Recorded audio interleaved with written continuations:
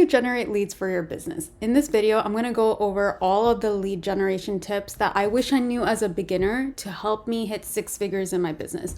I'm Roma. I am a sales systems coach and consultant, and I have ran lead generation agencies before. I've hit 6 figures before pivoting into what I do now. Let's get into it. So the first thing as a beginner that you need to do for lead generation is pick your platform. The biggest reason I see entrepreneurs that don't survive in their industry is that they're trying to do everything at once. They're trying to be on Instagram, YouTube, TikTok, LinkedIn.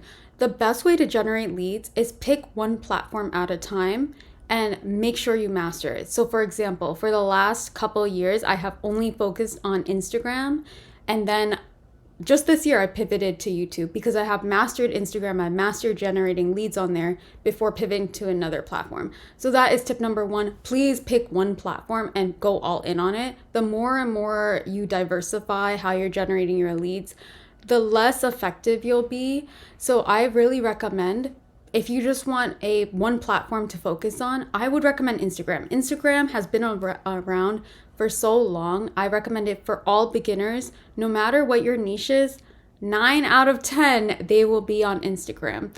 And if you don't find them on Instagram, you probably just need to make a couple of tweaks on how to find them, how to search for them. My favorite part about searching for leads on Instagram is the Instagram search bar. That tells you everything you need to know. I want you to start looking at the Instagram search bar as your new best friend. That is basically how you're going to start Googling things with the Instagram search bar. So let's say your ideal client is a nail salon. You're going to use that Instagram search bar to look up nail salons and start engaging with them. And lead generation is so simple, guys. All you need to do is talk to them, which I teach all my clients this. It's a basic formula. You need to give them a genuine compliment and then ask them an open-ended question. So let's break this down. A genuine compliment usually is something that you're not overthinking. So for example, if you go on a nail salon's Instagram page and you really like the colors that they use, then that's your compliment. I love the depth of colors that you're using. And then you have to pair that with an open-ended question.